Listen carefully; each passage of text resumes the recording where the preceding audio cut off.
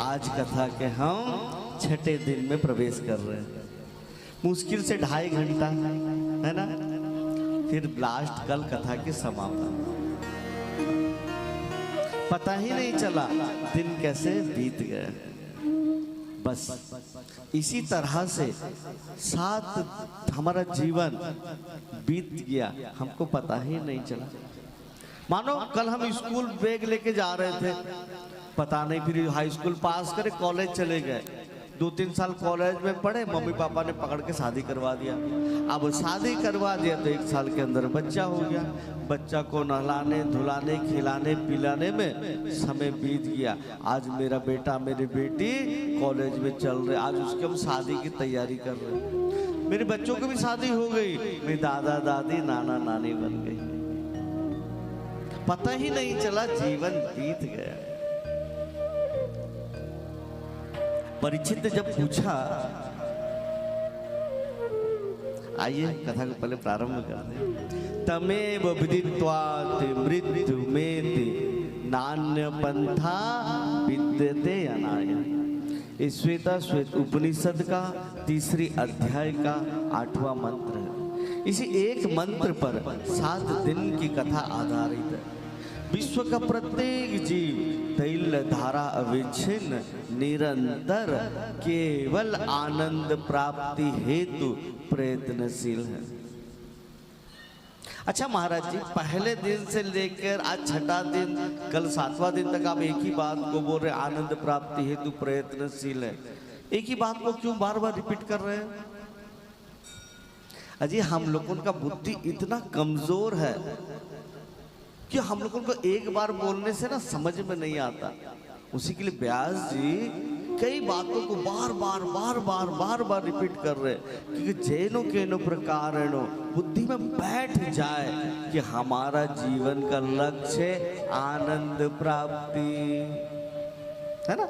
और आनंद प्राप्ति जब तक हम श्री कृष्ण को नहीं प्राप्त कर लेंगे तब तक आनंद हमें नहीं मिल सकता, क्योंकि श्री कृष्ण ही आनंद है और हम इस आनंद को ढूंढ रहे संसार में। कब से ढूंढ रहे? अनंत जन्मों से। मैं बता रहा था कि जब परीक्षित को जो श्राप लगी तो सुखदेव जी से उन्होंने प्रश्न किया कि महाराज 7 दिन में मरने वाले व्यक्ति का कल्याणकारी धर्म क्या है, वो क्या करे? सुखदेव जी ने बहुत सुंदर बात बोले परीक्षित, प्रश्न जीने का नहीं है, प्रश्न मरने का भी नहीं है, प्रश्न तो ये है हम जीकर करते क्या है ना। मान लो शास्त्र कहता सतयुग में लोगों का उम्र 1 लाख वर्ष उम्र थी सतयुग में। उसके बाद में त्रेता आया, त्रेता में 1 जीरो कम हो गया। त्रेता में मनुष्य का उम्र 10,000 वर्ष। उसके बाद द्वापर आया, द्वापर में मनुष्य का उम्र 1000 वर्ष, जीरो हटते जा रहा है। अब कलयुग में मनुष्य का उम्र 100 वर्ष। और 100 वर्ष में अब कहाँ जी पाते हैं? 60-70 के बाद डाउन होना चालू हो जाते हैं, बीमारी लग जाती है, 100 वर्ष में नहीं जी पाते। फिर भी मान लो हमारा उम्र अगर 100 वर्ष है, ध्यान दीजिए, तो 100 वर्ष से 50 वर्ष तो हमारा सोने में चला गया है ना। रात को सोते हैं, दिन में अब जागते हैं, तो 100 वर्ष उम्र से 50 वर्ष तो हमारा सोने में चला गया। कितना बचा? 50।